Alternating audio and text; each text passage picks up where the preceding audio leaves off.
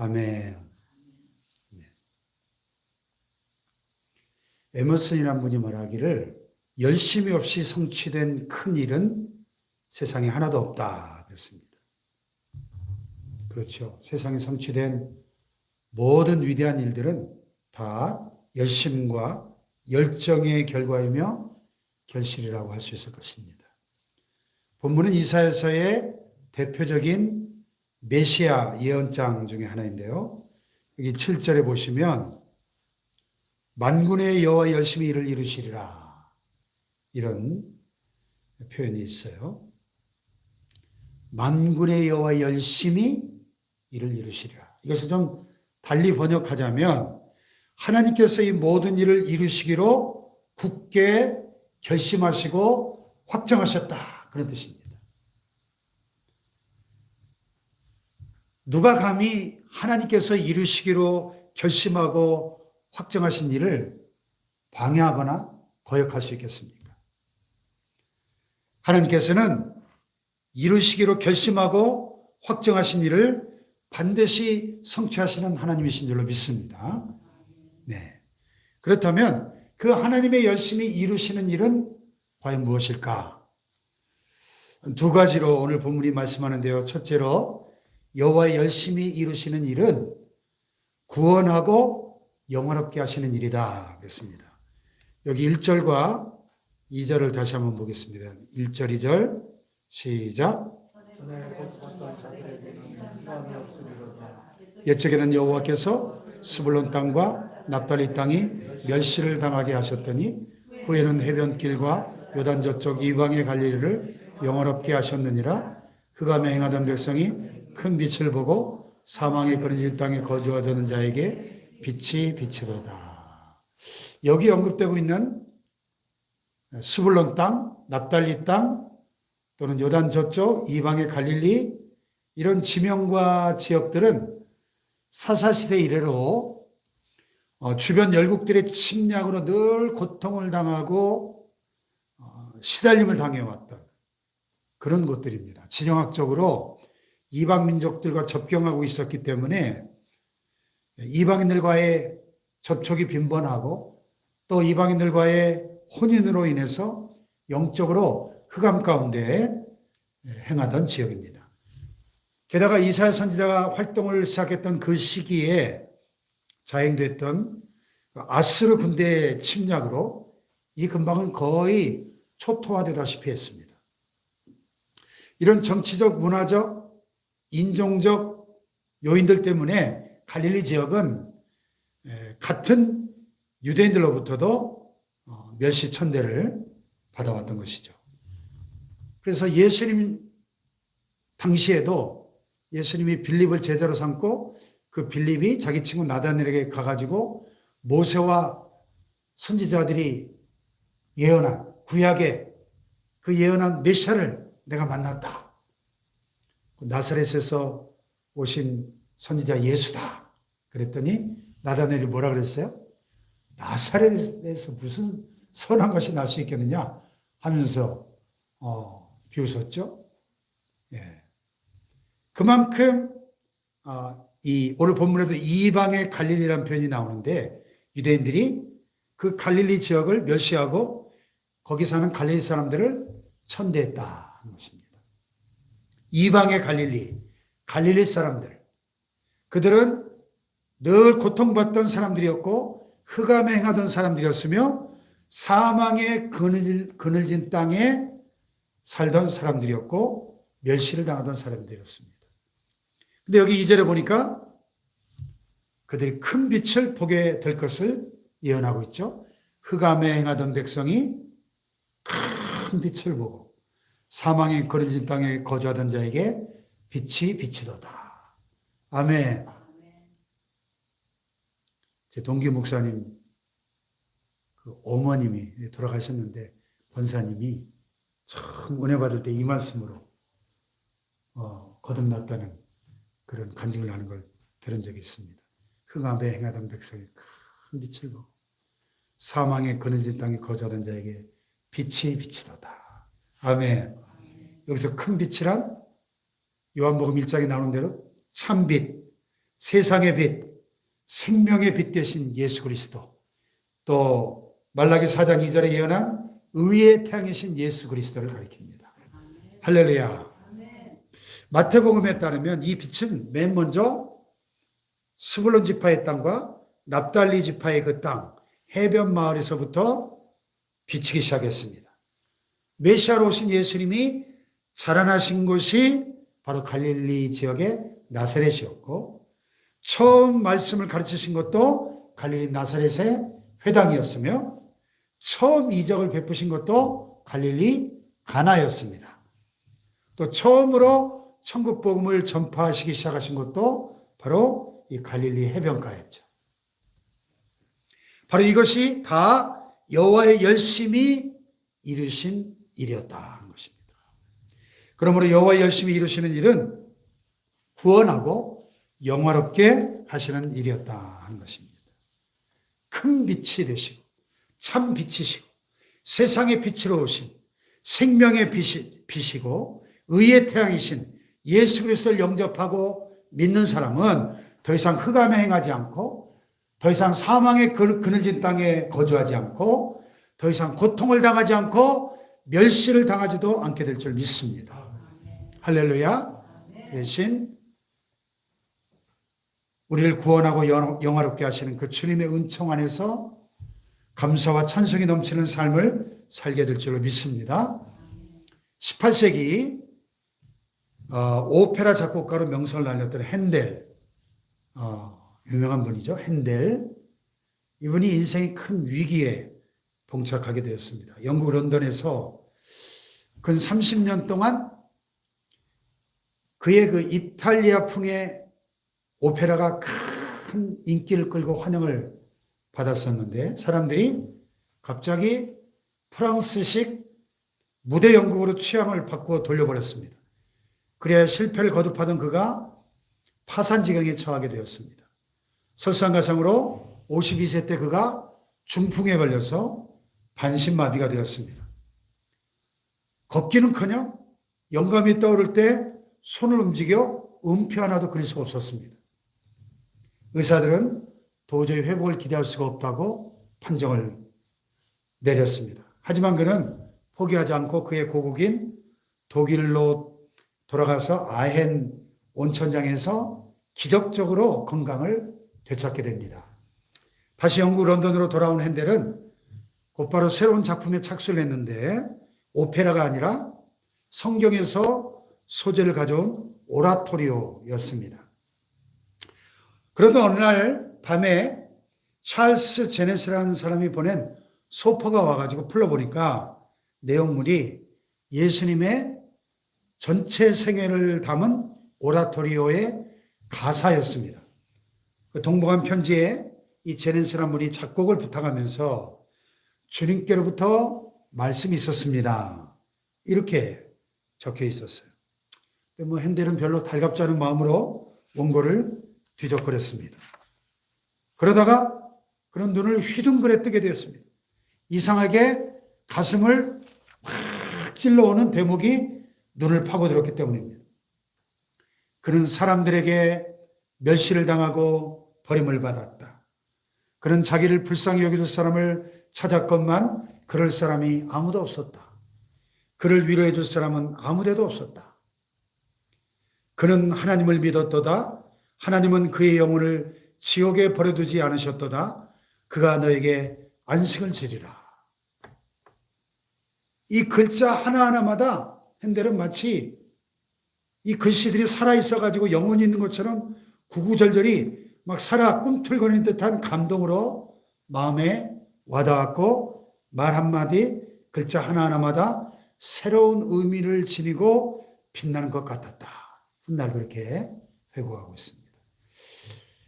그래서 1741년 8월에 56세의 핸델이 그 유명한 메시아, 오라토리오 메시아 작곡을 착수하기 시작했습니다. 그 유명한 할렐루야, 그 44번 할렐루야를 작곡한 후에 그가 눈물을 흘리면서 고백을 했어요. 나는 천국이 나타나는 것을 보았다. 나는 위대하신 하나님을 보았다. 할렐루야. 거의 미친 사람처럼, 신들린 사람처럼 불과 24일 만에 그 대작을, 작곡을 마치고 1742년에 아일랜드로 건너가서 처음 공연을 했습니다. 대성공을 거둔 그가 모든 공연 수입을 자선단체에 기부합니다. 2번씩이나 파산을 했었고 3번이나 죽음을 당할 뻔했고 2번이나 병으로 쓰러졌고 또 귀부인, 부호, 비평가, 신문기자들과 늘 싸우지 않으면 안 되었던 이 핸델이 결국 그 인생의 모든 고통과 흑암과 멸시와 좌절과 절망을 딛고 일어섰던 것입니다. 할렐루야. 그리고 자신을 구원하시고 영화롭게 하신 그 메시아의 은혜에 대해서 이렇게 고백을 했습니다. 메시아는 나를 가장 깊은 절망의 구렁텅이에서 건져낸 기적이었다. 이제 이것은 온 세상의 희망이 되어야 한다. 할렐루야. 마태복음 1장에 보면 동정녀 마리아가 성령으로 아기 예수님을 잉태했을 때 주의 천사가 그의 약혼자 요셉에게 꿈에 나타나서 지시하죠. 다윗의 자손 요셉아, 내 안에 마리아 데려오기를 무서워하지 말라. 그에게 잉태된 자는 성령으로 된 것이라. 아들을 낳으니 이름을 예수라 하라. 이는 그가 자기 백성을 그들의 죄에서 구원할 자이십니다. 아멘. 바로 이것이 여호와의 열심히 이루실 일이다 하는 거죠. 여호와의 열심은 고통받던 자, 흑암에 행하던 자, 사망의 그늘진 땅에 거주하던 자, 멸시를 당하던 자를 구원하고 영원롭게 하시는 일입니다. 할렐루야. 사랑하는 여러분, 이렇게 큰 빛으로 세상에 오신 예수님을 굳게 믿음으로 그 메시아가 나를 가장 깊은 절망과 죄악과 죽음으로부터 건져내 주신 나의 주님이심을 고백하고 감사하시기를 주님의 이름으로 축원합니다. 또 하나 여호와의 열심히 이루시는 일은 창성하게 하고 평화롭게 하시는 일입니다. 자, 3절로 5절을 다시 한번 보겠습니다. 시작. 주께서 이 나라를 창성하게 하시며 그 즐거움을 더하게 하셨으므로 추수하는 즐거움과 탈취물을 나눌 때의 즐거움 같이 그들이 주 앞에서 즐거워하오니 이는 그들이 무겁게 맨 멍에와 그들의 어깨의 채찍과 그 앞제의 막대기를 주께서 꺾으시되 미디안의 날과 같이 하셨음이니이다. 어지러이 싸우는 군인들의 신과 피 묻은 겉옷이 불의 섭같이 살라지리니 그랬습니다. 자, 여기서 주께서 이 나라를 어떻게 해요? 창성하게 하신다. 이 말은 그 백성의 수를 많게 하신다. 그런 뜻이고요. 추수하는 즐거움과 탈취물을 나눌 때의 즐거움 같이 이 말은 전쟁에 패배하지 않음으로써 추수하는 것을 빼앗기지 않고 도리어 전리품을 나누기까지 평화롭고 풍요롭고 복되게 해 주실 것이다. 그런 뜻입니다. 이방의 갈릴리뿐만 아니라 이스라엘이라고 하는 이 나라 자체가 인구 숫자가 적은 약소국이었습니다. 그래서 이 열방의 틈바구니에 끼어서 수없이 많은 침략을 당했습니다. 꼭 우리 한반도 5천년 역사하고 비슷해요. 이사야 선지자가 활약하던 당시 아수르 군대의 침략으로 이 갈릴리 지역은 거의 초토화되다시피 했습니다. 그리고 백성들은 무거운 멍에를 메고 압제자들의 그 혹사 밑에서 채찍을 맞고 막대기로 때림을 당하는 그런 고통을 겪었다고 여기 4절에 말씀하죠. 이는 그들이 무겁게 맨 멍에와 그들의 어깨의 채찍과 그 압제자의 막대기를 주께서 꺾으시되 미디안의 날과 같이 하셨음이니이다. 아멘. 여기서 멍에와 채찍과 막대기, 이건 다 노예를 다룰 때 사용하는 도구입니다. 그들이 멍에와 채찍과 막대기를 스스로 벗어난다는 것은 이게 불가능한 일이에요. 그런데 주께서 미디안의 날과 같이 그것을 다 꺾으셨다. 미디안의 날이 무슨 날이에요?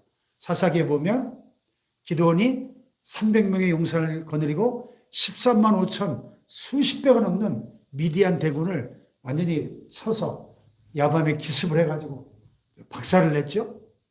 거의 전멸을 시켰죠. 그 엄청난 기적적 승리의 날, 미디안의 날과 같이 대적을 물리치신 것 같이 하나님께서 구원하셨다는 것입니다. 할렐루야. 그래서 여기 5절에 보면 어지러이 싸우는 군인들의 신과 피 묻은 겉옷이 불에 섭같이 살라지리라 그랬어요. 어지러이 싸우는 군인들의 신, 곧 짓밟는 그 군화, 또 피 묻은 전쟁터에서 칼과 창을 휘두르다 보면 얼마나 사방에 피가 낭자하게 됩니까? 그 피 묻은 겉옷을 불에 지푸라기 같이 다 타서 사라지게 하실 것이라는 것입니다. 이것이 여호와의 열심히 이루실 일이다. 그러면 여호와의 열심히 이루시는 일은 창성하게 하고 평화롭게 하는 일이다 하는 것입니다. 할렐루야. 이 모든 일은 평화의 왕으로 오시는 예수 그리스도를 통하여 이루어지게 될 것을 6절에 말씀하고 있죠. 6절 시작.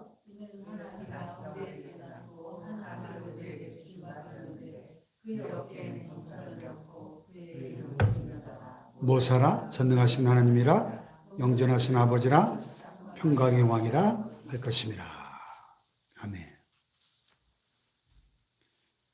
그 어깨에는 한 아기가 우리에게 낳고 한 아들 우리에게 주신 바 되었는데 그 어깨에는 뭘 맸어요?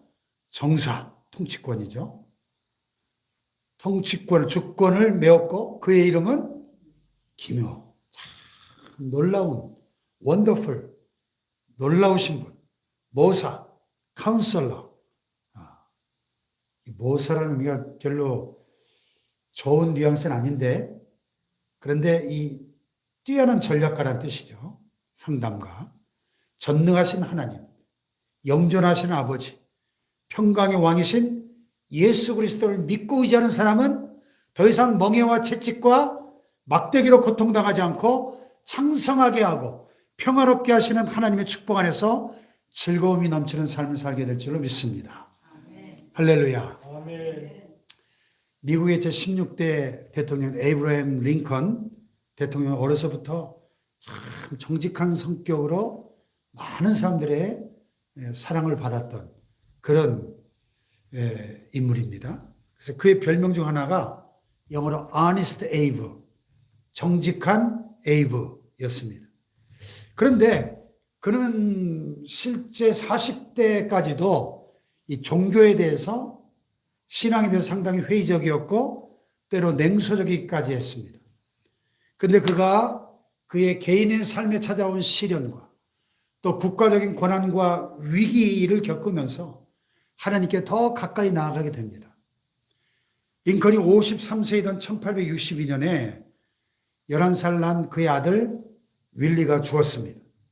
그는 워싱턴 DC에 있는 뉴욕 에버니 장로교회 피니어스 걸리 목사님을 찾아갔습니다. 몇 차례 긴 대화 끝에 목사님은 링컨에 대해서 이렇게 말했어요. 링컨은 하나님 외에는 갈 데가 없음을 뼈저리게 절감하며 수없이 무릎을 꿇었다. 그는 그리스도께 회심했다. 이렇게 말하고 있습니다. 사랑하는 아들의 죽음뿐만 아니라 당시 남북전쟁으로 인해서 날마다 수없이 사망하거나 부상당하는 그 병사들의 참혹한 모습을 보는 것도 날마다 그를 괴롭게 했습니다. 이 모든 현실은 링컨으로 하여금 하나님의 섭리 속으로 더 깊이 들어가게 했습니다. 우리는 세상을 만드신 분이 지금도 세상을 다스리고 계심을 믿지 않을 수 없다. 이렇게 고백한 링컨은 마침내 남북전쟁을 승리로 이끌고 이 남북전쟁과 관련해서 하나님의 섭리에 대해서 대통령 취임사 중에 아주 유명한 연설을 했죠. 우리는 이 무서운 전쟁의 비극이 속히 지나가기만을 속절없이 바라고 간절히 기도합니다. 하지만 전쟁이 지속되는 것이 하나님의 뜻이라면 장장 200년 동안 노예들의 무보스 노역을 통해 축적된 부가 모두 바닥날 때까지 노예들이 채찍에 맞아 흘린 피 한 방울 한 방울이 총검에 흘린 다른 피로 보상될 때까지 이 싸움은 계속되어야 할지도 모릅니다 하고 연설을 했던 거예요. 자, 예수님께서 공생의 사역을 시작하시면서 맨 처음 하신 설교가 누가복음 4장에 기록되어 있죠. 예수님이 나사렛의 한 회당에서 이사야 61장 1절 이하의 말씀을 봉독하셨어요. 주의 성령이 내게 임하셨으니 이는 가난한 자에게 복음을 전하게 하시려고 내게 기름을 부으시고 나를 보내사 포로된 자에게 자유를, 눈먼 자에게 다시 보게 함을 전파하며 눌린 자를 자유롭게 하고 주의 은혜를 전파하게 하려 하심이라. 아멘. 회당에 있는 자들이 이 말씀을 듣고 다 주목하며 예수님을 바라볼 때 예수님께서 그들에게 뭐라고 말씀하셨죠? 이 글이 오늘 너희 귀에 응하였느니라. 이 오리라 하신 메시아가 바로 나다 하는 거죠. 그들은 예수님의 입에서 흘러나오는 그 은혜로운 말씀을 다 놀랍게 여겼다 했습니다. 바로 이것이 여호와의 열심히 이루실 일이에요. 여호와의 열심은 가난한 자, 포로된 자, 눈먼 자, 눌린 자, 마음이 상한 자, 슬픈 자들에게 주의 은혜의 해, 곧 하나님의 구원의 때가 왔음을 전파하며 그들을 창성하게 하고 평화롭게 하시는 열심입니다. 할렐루야.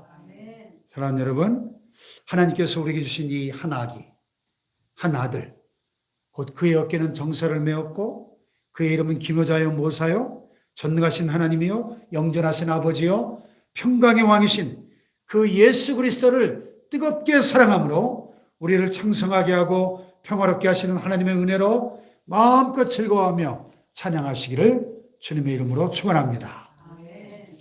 속담에 손바닥을 또 마주쳐야 소리가 난다 하는 말이 있죠. 여호와의 열심에 우리도 열심을 내야 한다는 것입니다. 아멘. 엘리야가 내가 만군의 하나님 여호와를 위하여 열심히 특심하오니 이렇게 고백했죠. 내가 만군의 하나님 여호와께 열심히 유별하오니 그랬어요. 예수님께서도 친히 주의 전을 사모하는 열심히 나를 삼키리라. 요한복음 2장 17절에 그 본을 보이셨고 또 차갑지도 않고 뜨겁지도 않은 라우디게아 교회를 향해서 내가 차든지 뜨겁든지 하기를 원하노라. 내가 무릇 사랑하는 자를 책망하여 징계하노니 그러므로 네가 열심을 내라 회개하라 이렇게 말씀하셨습니다. 할렐루야. 우리를 위한 하나님의 열심은 구원하고 영화롭게 하시는 열심입니다. 또 우리를 청성하게 하시고 평화롭게 하시는 열심입니다. 여러분, 만군의 하나님 여호와를 위하여 만군의 하나님 여호와께 열심을 내어 회개하고 신뢰하고 순종하며 헌신함으로써 하나님의 열심히 이루시는 구원과 축복과 치유와 회복과 자유와 평화를 체험하며 누리시기를 주님의 이름으로 간절히 축원합니다. 할렐루야.